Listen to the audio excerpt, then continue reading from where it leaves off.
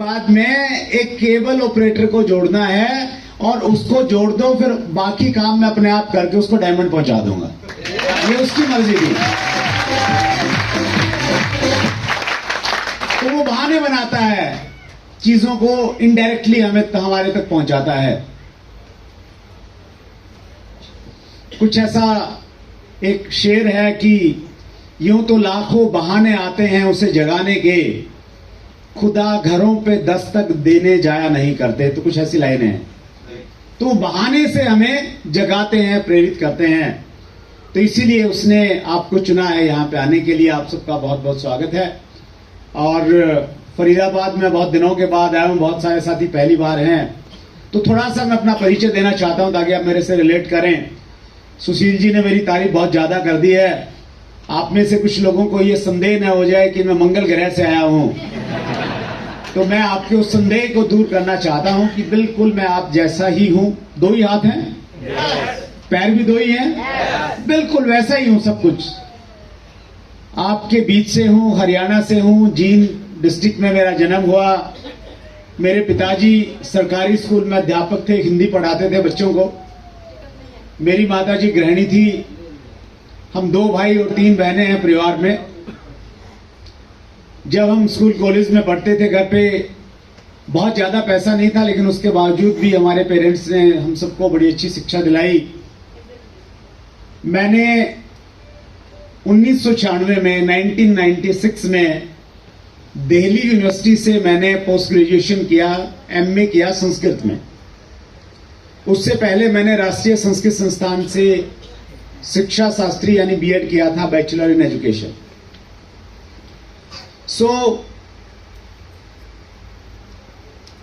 बहुत बड़े सपने थे, हालांकि कुछ बड़ा करना चाहता था, लेकिन फाइनली वो बड़े सपनों की शुरुआत हुई एक प्राइवेट अध्यापक के रूप में।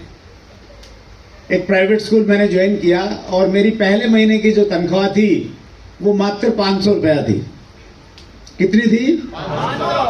500 रुपए से मैंने अपनी जिंदगी की शुरुआत की। 1 साल मैंने नौकरी की और 1 साल नौकरी करने के बाद एक चीज मेरे दिमाग में बहुत स्पष्ट हो गई, अगर मैंने अपने सपनों को पूरे करना है तो नौकरी से मेरे सपने पूरे नहीं हो सकते, मुझे बिजनेस करना पड़ेगा। नौकरी करने वाले कितने लोग हैं हमारे बीच में? देखना चाहता हूं मैं एक बार, जो नौकरी करते हैं, सरकारी प्राइवेट किसी भी तरह की। बहुत सारे साथी हैं। फरीदाबाद इंडस्ट्रियल हब है, तो इसलिए जाहिर है बहुत सारे लोग नौकरी करते हैं। मैं आपसे एक बड़ा ईमानदार प्रश्न पूछना चाहता हूं, ईमानदारी से जवाब दीजिएगा। क्या आप नौकरी करके एक लंबी सी गाड़ी खरीद सकते हैं? नो। फरीदाबाद में एक बड़ा सा घर बना सकते हैं? नहीं बना सकते। यह संभव नहीं है। यह संभव क्यों नहीं है?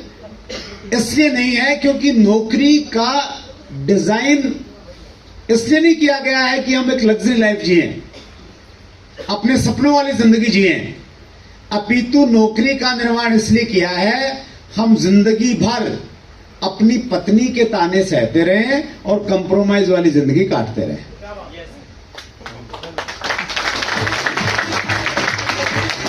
मैं माफी चाहता हूं कुछ साथियों को अगर बुरा लगा होगा, लेकिन सच्चाई तो यही है ना सर?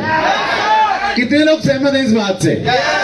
यही सच्चाई है। और विडंबना देखिए, हमारे देश में नौकरी से सपने पूरे नहीं होते, जिंदगी चलती है जैसे तैसे कंप्रोमाइज करके, लेकिन उसके बावजूद भी लोग क्या करते हैं? नौकरी करना चाहते हैं।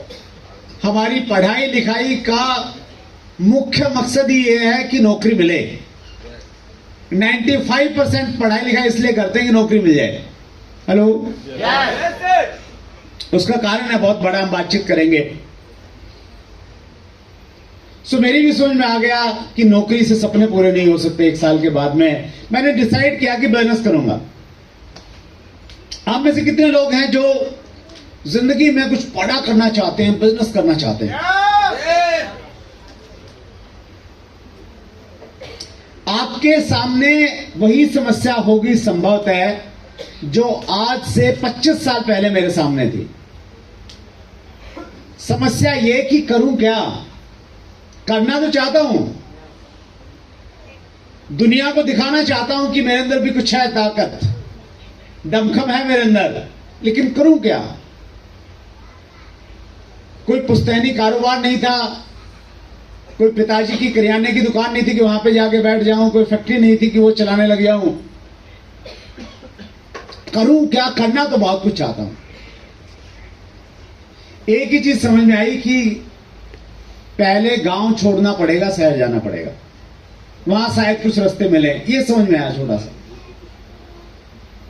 हमारा गांव जींद शहर से 40 किलोमीटर दूर था। मैं गांव से शहर गया, मेरे मामा जी वहां रहते थे। तो जाते कहां हम शहरों में जहां कोई रिश्तेदार रहता होगा, यस और नो? तो मामा जी रहते थे, उनके पास चला गया। मैंने कहा मामा जी मैं तो यही कुछ करूंगा।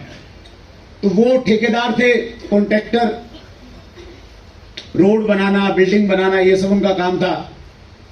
तो उन्होंने बोला ठीक है मेरे साथ लग जाओ। तो मैं उनके साथ लग गया और मेरे को उन्होंने काम दिया। ये बात है शायद 97-98 की।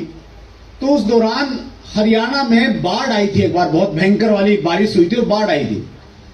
तो हरियाणा गवर्नमेंट ने क्या किया, जो गांव थे उन गांवों के चारों तरफ मिट्टी के बांध बनाए, जैसे रिंग रोड बनाते हैं ना हम शहरों में, तो मिट्टी के बांध बनाए ताकि बारिश हो, पानी ज्यादा है तो गांव में पानी न घुसे।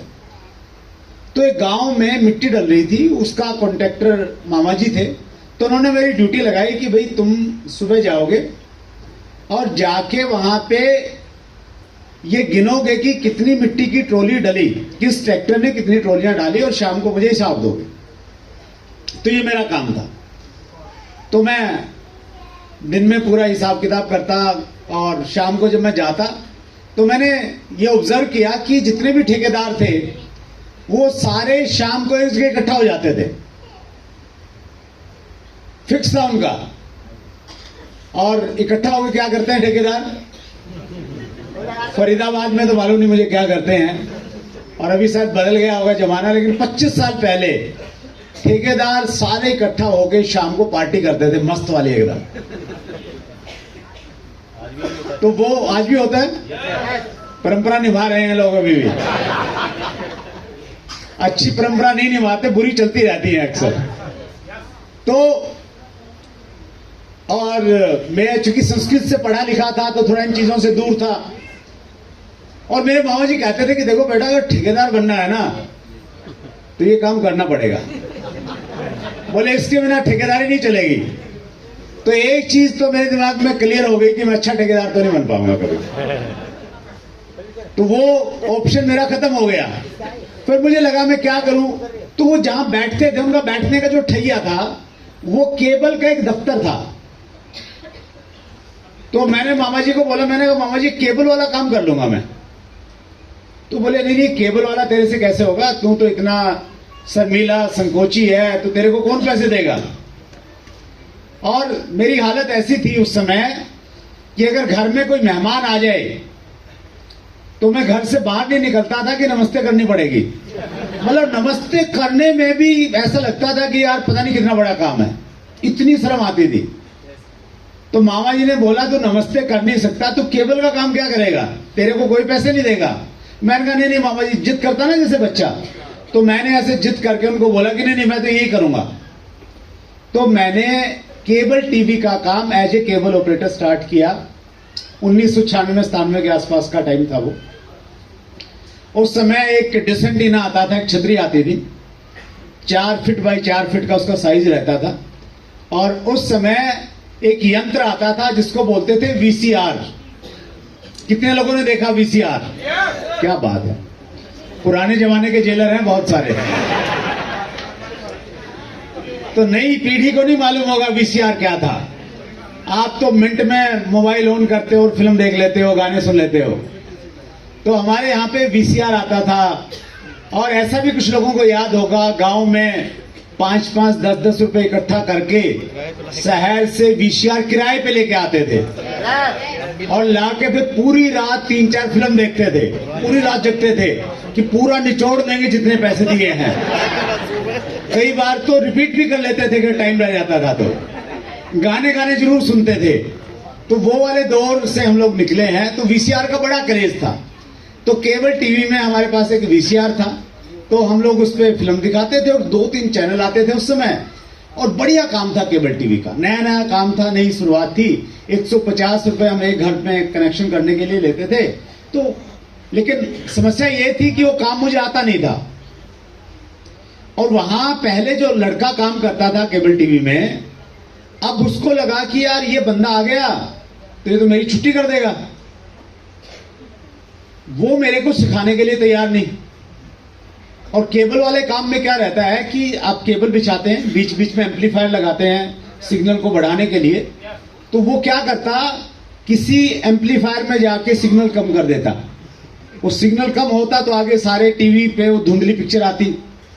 कभी किसी तार में पिन मार देता, तो उसमें 2 तारें रहती थी, एक अर्थिंग वाली, एक दूसरी आपस में मिल जाती, तो उसमें प्रॉब्लम हो जाती। तो उसने बड़ा परेशान किया मेरे को, मतलब टिकने नहीं दिया उसने। एक दिन मैंने परेशान होके मैंने मामा जी को बोला कि मैंने इसको नहीं रखना। बोले तू कैसे करेगा? मैंने कहा मैं अकेला कर लूंगा, खुद कर लूंगा। केबल की मुझे कोई समझ नहीं। ये सीखा था कि बच्चों को कैसे पढ़ाना है, संस्कृत सीखी थी, वो सब से कोई लेना देना नहीं था उस चीज का। लेकिन मैंने उस काम को सीखा और इस लेवल पे सीखा क्योंकि कुछ करना चाहता था। 2-3 साल के अंदर अंदर मेरा जो केबल टीवी का नेटवर्क था, वो शहर में मेरी गिनती अच्छे केबल ऑपरेटर में होने लग गई। पैसा भी आने लग गया, खूब प्रॉफिटेबल काम था। लेकिन उसके बावजूद भी मजा नहीं आ रहा था। आप में से कुछ लोग हैं ऐसे हमारे बीच में जो पैसा तो कमा रहे हैं लेकिन मजा नहीं आ रहा है। कितने लोग हैं जिनको मजा नहीं आ रहा है? जिंदगी चल रही है, ठीक है, लेकिन मजा नहीं आ रहा है। ईमानदारी से हाथ खड़ा कर।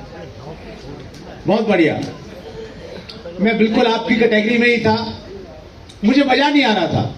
और बहुत बार हमें कारण मालूम नहीं होता मजा क्यों नहीं आ रहा है, और बहुत बार मालूम भी होता है मजा क्यों नहीं आ रहा है। कुछ लोगों को मजा इसलिए नहीं आ रहा क्योंकि उनके बॉस की नाक टेढ़ी रहती है हमेशा। हेलो, कुछ के दूसरे कारण है। मेरा कारण यह था कि केबल टीवी के बिजनेस में मुझे 2 समस्याएं थी। पहली समस्या यह थी कि उस काम में टाइम फ्रीडम नहीं था। क्या नहीं था? टाइम फ्रीडम नहीं था। दिन रात काम करना पड़ता। दिन में भी करते थे, नहीं अगर तार बिछानी किसी रोड पे, दिन में ट्रैफिक रहता, रात को बिछानी पड़ती थी। रात को मैच चल रहा है, किसी का केबल खराब हो गया, लोग रात को घर पे आ जाते थे कि भैया अभी ठीक करके आओ। तो एक तो प्रॉब्लम ये थी कि अपना सेल्फ का टाइम नहीं था, और दूसरी प्रॉब्लम ये थी उससे भी बड़ी कि वहां पे लोग रिस्पेक्ट नहीं करते थे, मान सम्मान नहीं था। जिस एरिया में मेरे केबल के कनेक्शन थे, उस एरिया से अगर मैं गुजर रहा होता किसी अपने पर्सनल काम से भी, लोग पीछे से मुझे आवाज लगाते थे और कहते थे केबल वाले। क्या कहते थे? केबल वाले। और कोई ऐसी आवाज जो आपको पसंद नहीं है तो आप उसको क्या करते हो? इग्नोर करते हैं, अनसुना कर देते हैं। तो मैं भी उसको इग्नोर करता, ये सोच के कि सुना ही नहीं, आगे बढ़ता। तो फिर वो जोर से चिल्लाते केबल वाले भैया। पूरी कॉलोनी को मालूम चल जाता कि भैया केबल वाला जा रहा है यहां से। और वो चिल्लाते इसलिए नहीं थे कि घर पे चाय ठंडी हो रही है, वो चिल्लाते इसलिए थे ताकि वो अपनी शिकायतों का पिटारा मेरे ऊपर में फेंक सके। वो कहते थे भैया आपका केबल ठीक नहीं चलता, आपका वो चैनल तो ठीक चलता है नहीं, आप पुरानी पुरानी फिल्में लगा देते हो। तो अजीब अजीब सी शिकायतें लोग करते थे। और अगर मैं अकेला रहता तो मेरे को ज्यादा फर्क नहीं पड़ता। मेरे को लगता था कि यार लोग बोलते हैं। मेरे को ज्यादा फर्क कब पड़ता, मैं अपने किसी दोस्त के साथ या किसी रिश्तेदार के साथ में जा रहा हूं और फिर लोग पीछे से आवाज लगा रहे केबल वाले।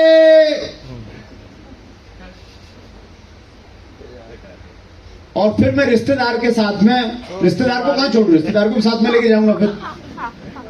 अब वो ये बगैर देखे कि इसका दोस्त है, इसका रिश्तेदार है, वो शुरू हो जाते, वो चीज मुझे बहुत बुरी लगती थी। और जब जब ऐसा मेरे साथ में होता था, मुझे लगता था कि यार ये काम नहीं करना और कुछ भी कर लूंगा।